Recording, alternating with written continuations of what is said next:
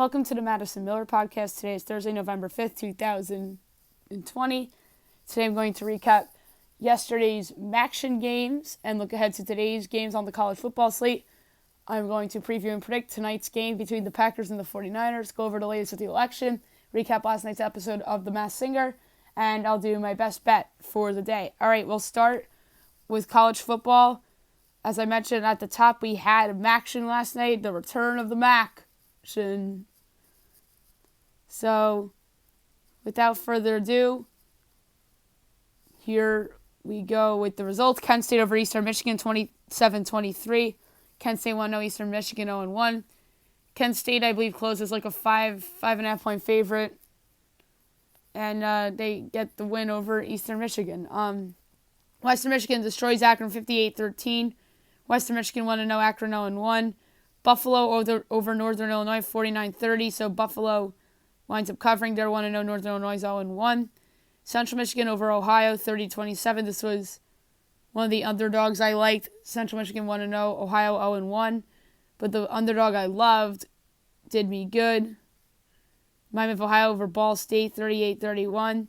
Miami of Ohio 1-0, Ball State 0-1. And Toledo over Bowling Green 38-3. Toledo 1-0, Bowling Green 0-1. All right. So 2 games tonight, both in the Mountain West. 7 o'clock, Fox Sports 1, Utah State against Nevada. I project Nevada to be favored by 2 and the total to be 57.5. And according to FanDuel, the line is Nevada by 18.5, total 56.5. I'm taking Utah State with the points. That is way too many points to be giving for Nevada. Utah State's not that bad, are they? I'm taking the points. This is ridiculous.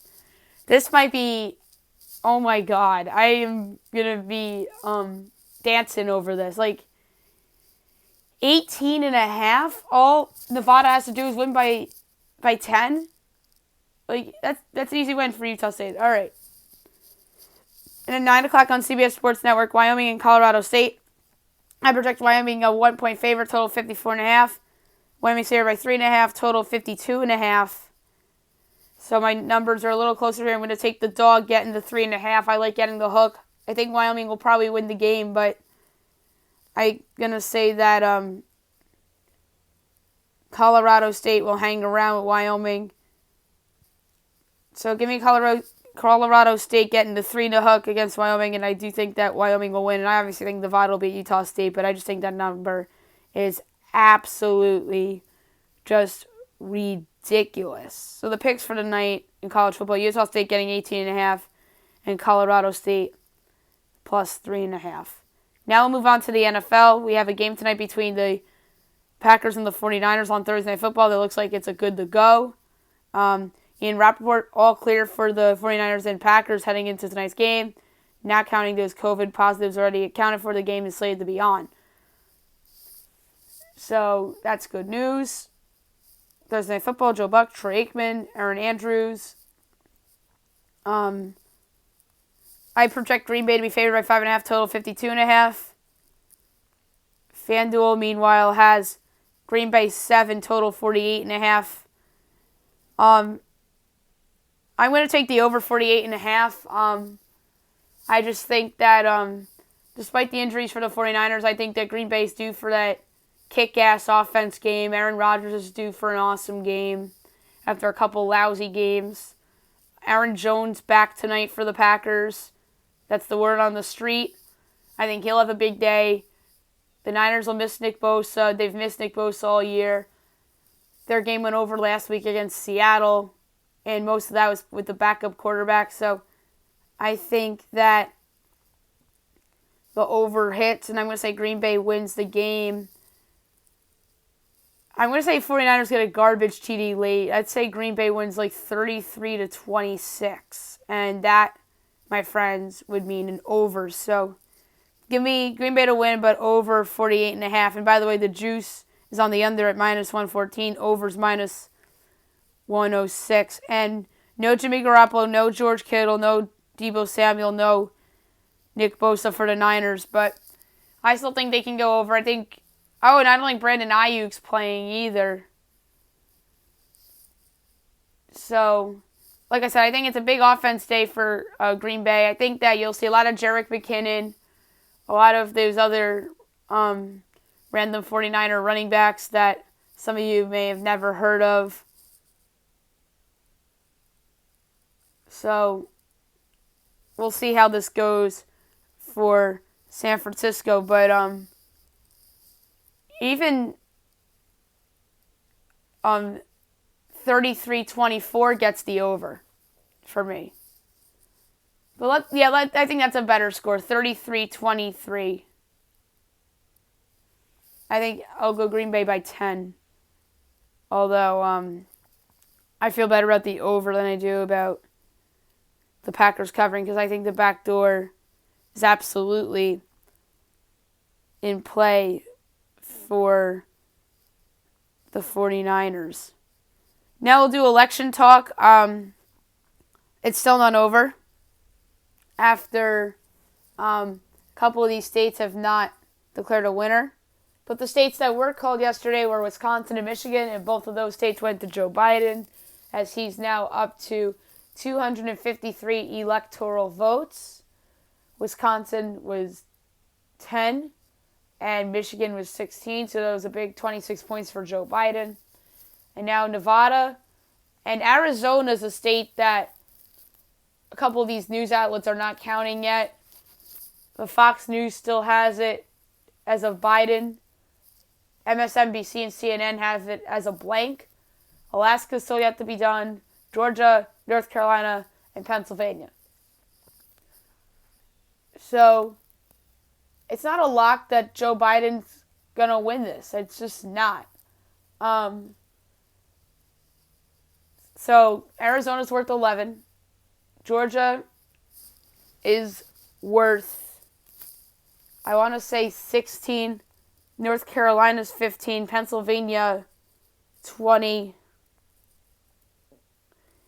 And then Nevada's 6. Alaska, 3. And Joe Biden is Pennsylvania away from the win. But I think there's a chance that Trump hangs on to Pennsylvania. And Joe Biden's ahead in Nevada by a razor-thin margin. I believe it's by 0.6 percentages, like 8,000 votes. And Trump's keep creeping up in Arizona too, as that's all of a sudden close. And conversely, Joe Biden is creeping up in Georgia, and Trump's only up by 0.4. And Trump's still safe in North Carolina. And Biden in Arizona is up by 2.4 percentage points. 86% in. Trump in Georgia is up by 0.4 percentage points. 96% of the votes in. Now I'm just looking at the screen. And then Arizona, 3.4 million votes in as of right now. North Carolina, Trump's up by 1.4%, 95% of the voting. And then you got Nevada, Biden's up by 0.6%, and then Nevada's 86% in. And then Pennsylvania is the one where they're taking a while. They're doing all the extra counting in Philadelphia and Allegheny County, which is the home of Pittsburgh, and then Erie, which is Joe Biden's hometown. And Trump has a 2.6 percentage lead with 89% of the vote in Pennsylvania. So Biden's making Pennsylvania very interesting. So I really have no clue who will ultimately win this thing. And I'm going to say that Biden gets Georgia. Trump gets North Carolina. Trump barely hangs on to Pennsylvania. And they split Nevada and Arizona, which would mean that Joe Biden would win the White House. And that's how I think it will play out. And then Nebraska, obviously I think, or not Nebraska, Alaska will go to Donald J. Trump as well. So right now I think Joe Biden barely, which would mean he'll win Georgia, that's just 16, and Nevada 6. So that's 24, and he's 23 away. I'm sorry, he's 17 away. I'm really bad at math, guys. I apologize. So 16 from Georgia would get him to 269, and then Nevada would get him over the top. And then for Trump, it would be 15, which would get him to 229, and in Pennsylvania to 239, Arizona to 250, and 253 for Alaska, and that won't cut it. So I just laid out the case for Biden winning both Georgia and Nevada for him to secure the win. If Joe Biden wins Arizona and Nevada, that is a combined 17. If he wins both of those, he's in. Another avenue is that he wins Pennsylvania, he's in. I gave you the Georgia and Nevada scenario, he's in. And obviously Georgia and Arizona, and he's in. So he has to get 2 of Georgia, Arizona, and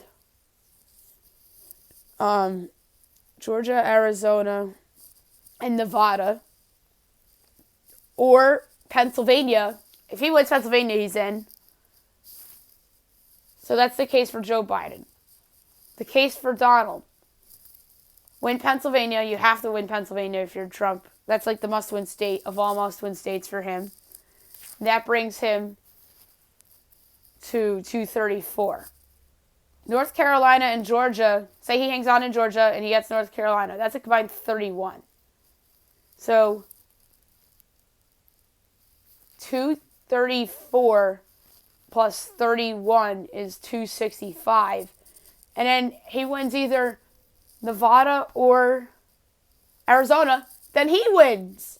So this is a little bit closer than some of you guys think. And it is as close as the media is making it out to be, but closer than some of these people on social media that are just fans of either side think.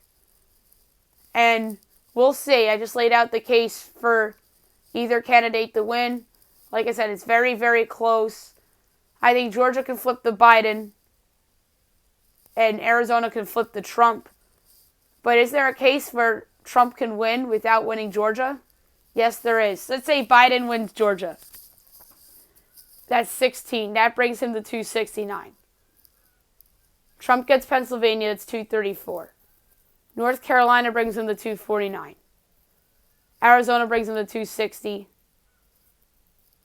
Nevada brings him to 266. Alaska brings him to 269. So that brings them in a 269 to 269 tie. We don't want that.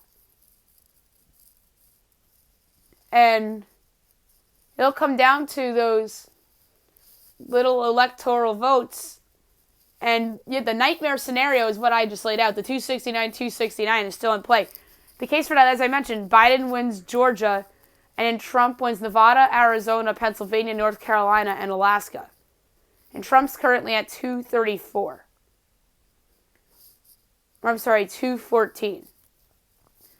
Pennsylvania would get him to 234. North Carolina would be 249. Arizona would get him to 260. Nevada would get him to 266. And Alaska would get him to 269. And then Biden gets Georgia. He's already at 253. That brings him to 269. So there's the nightmare 269, 269 scenario. And then those extra electoral votes that nobody's counting, or that people are counting, and they count into that 269, 269.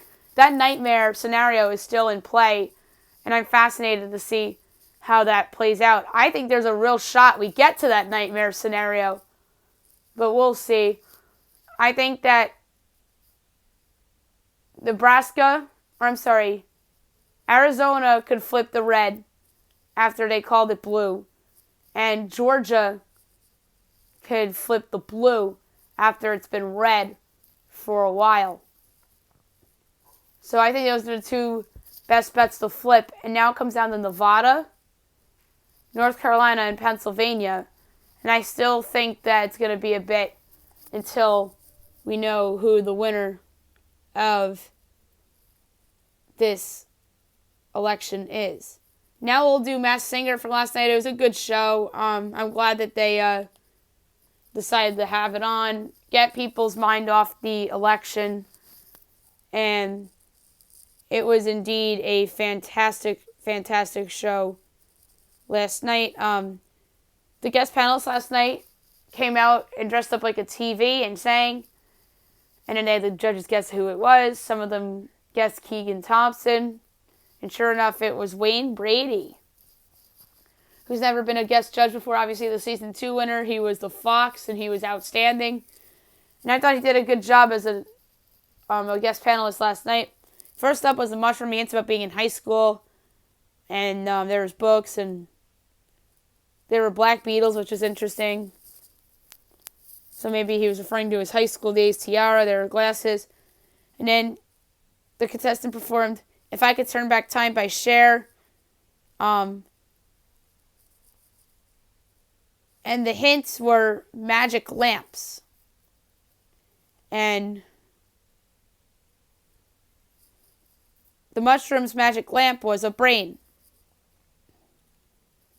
My guess for this is Isaac Slade of The Fray. I was getting the Fray vibes last night. I'm probably wrong, but like I said, it's just fun to look back at who you guessed for each character and see how way off you are or how close you get. Ken Jeong went with Donald Glover, which was a good guess. Nicole Scherzinger went with Adam Lambert, and Wayne Brady went with either Willow Smith or Jaden Smith. Would be interesting because we do get that famous person's kid on there every once in a while. We saw that with Rumor Willis as the lion in season 1, Kelly Osbourne as the ladybug in season 2, and so forth. Next up is the broccoli. They hint about being the cards, and then there's a lot of pizza hints. They were playing Italian music in the background. There's a 900, which could mean something. There's a lot of cheese. There's wine. There's a guitar. 6 o'clock a.m. is interesting. 37265. I thought it was a zip code. I don't think it is. There's a carrot, and this contestant performed Hello by Lionel Richie. The magic lamp turned out to be roulette. So maybe this is a Vegas hint or a hint that they like gambling. My guess for this as of right now is Joe Pesci, but I don't feel good about it. Ken Jeong went with Martin Short, which I think is a good guess. And Jenny McCarthy went with Jason Alexander. The Squiggly Monster hinted at the White House. There's a trash can, there's popcorn, there's a penguin in there, there's a football, which was weird. And Squiggly Monster had a nice performance to I Can't Get No Satisfaction by the Rolling Stones. I thought it was Lenny Kravitz. Jenny McCarthy thought it was Ted Danson. Robin Thicke went with David Squigglehoff. And Ken Jeong went with Al Gore, which I did not like that guess at all. Then Wayne Brady also went with Al Gore, and he previously had mentioned Stephen Colbert and Trevor Noah. The jellyfish. There's a lot of under the sea hints, so maybe it's an Ariel reference. 720, there's candles, there's a bed, there's a triangle, maybe she was in a trio. She hints about something about Papa J, which is a tribute to her dad, and there's cereal in there. And she performed Crazy by Pasti Klein. Her magic lamp turned out to be a tiger. And oh, by the way, Squiggly Monsters magic lamp thing was a teddy bear. So Jellyfish's magic lamp was a tiger. I think it's Joey King from the Kissing Booth. Because she hints about being in a triangle. And the triangle could be her and her two acting mates in the Kissing Booth. In Kissing Booth 1, she could be referring to Joel Courtney and Jacob Elordi. And in Kissing Booth 2, she'd be referring to Jacob Elordi and Taylor Zachbar Perez. In the sense of the two brothers in the movie that are portrayed by Elordi and Courtney, who are Lee and Noah, obviously best friends with Lee and dates Noah. And she's in the love triangle in the second one with Zachar Perez and obviously Elordi. She could be referring to that. But Ken Jeong had an interesting guest, also a Netflix star, Lana Calendar, who plays Lara Jean in To All the Boys I've Ever Loved Before, which is a really good guess. I think that's a very clever guess because she's been in love triangles in those two movies as well. So I think Ken Jeong's onto something there. Robin Thicke went with Sophia Richie. Wayne Brady went with Jamie Lynn Spears and then Halle Bailey. And then the contestant went home was a surprise to me in terms of what contestant it was, and that was Squiggly Monster. I thought that Broccoli was going to go home, but no, Broccoli's on to the next round. My first impression guess was Darius Rucker, and my final guess, Lenny Kravitz. Jenny McCarthy and Robin Thicke, his first impression guesses were both Bob Saget, and their final guesses were Bob Saget. Ken Jeong's first impression guess was, I believe, Dr. Fauci, which was stupid in my mind. Although the White House clue kind of made sense if we're referring to the clues and the person that Ken's first impression guess was. And then his final guess was Bob Saget. Nicole Scherzinger's first guess was Yin Yang, and her final guess was Gary Cole. And Wayne Brady's final guess was Bob Saget. And who was it? It was indeed the former Full House star, Bob Saget. As everybody knows as Danny Tanner from Full House. There were clues in the commercial saying that the person that was going to get voted off last night was somebody that everybody knew. And of course, everybody knows Bob Saget, so it lived up to the hype. And I was happy to see Bob Saget on the show. It's a good get for the franchise. Someone that everyone knows. It's the biggest celebrity on the show so far this season, in my opinion. And obviously, he was guest a lot throughout the previous 3 seasons, most notably Taco in season 3, who turned out to be Tom Bergeron due to the videotape hints in the clue package for Taco last season. But it wound up being the next AFV host in Tom Bergeron. So it was cool to see Bob Saget on this show. And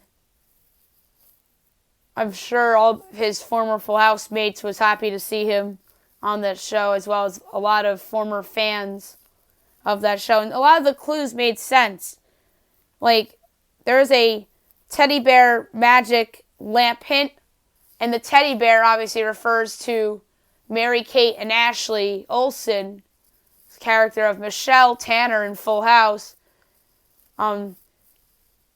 used to love teddy bears. And same for Jodie Sweden, who played Stephanie Tanner. And the other Full House hint was in the first clue package of DJ. There's a DJ hint in there in terms of a DJ, but he was referring to DJ Tanner. And then in the first clue package, there was a Ken Jeong hint, which refers to his show, I Can See Your Voice, which Bob Saget is a judge on. So that makes a ton of sense now. And he's saying, have you ever seen the rain? Pretty good last week. So it was, like I said, fun episode. And then next week you're going to see a mixture of Group A and Group B. And then maybe Group C too. So there's 17 contestants. We've knocked off 6. So we're down to 11. So I think you'll see 6 next week, including the two-headed, and then 5 next week. Or they'll put the two-headed character with the 5. That's what I would do. Put the two-headed character with the group of 5, and then you have 6, and then 6 with an asterisk. But I think the two-headed character is in next week's show, but you never know. So, including the Snow Owls, we're down to Popcorn. We are down to the Sun, the Crocodile, the Seahorse, the Whatchamacallit, the Serpent, who is awesome, and the Mushroom, the Jellyfish, Broccoli, and I'm missing somebody. So let's do that again. Sun, still alive. Popcorn's still alive. The Snow Owls are still alive. I'm counting that as 2. Serpent's still alive. He's awesome. Whatchamacallit's still alive. Seahorse is still alive. Crocodile's still alive. So Group B is the best group. And then obviously Broccoli, Jellyfish, and Mushroom. So technically 11's still alive. I'm going to look at the picture of the contestants. So Group A left the Sun, the Popcorn, the Snow Owls. Group B still alive, Crocodile, Seahorse, Whatchamacallit, Serpent. Group C still alive, Jellyfish, Mushroom, Broccoli. So it's 10 left. Well, technically 11. So it's going to be 5 and 5. And next week could very well be 6 because the two-headed character, the Snow Owls, could very well be on next week's show. So that's a fantastic top 10. And I can't wait to see how it all unfolds within the next couple of weeks. And now my best bet of the day, brought to you by FanDuel. I hinted at it earlier. It's Utah State getting all those points. Utah State's not that bad. I'm sorry. And Nevada shouldn't be favored by that many points either. So there you have it. Best bet of the night. Utah State plus the points against Nevada, at Nevada.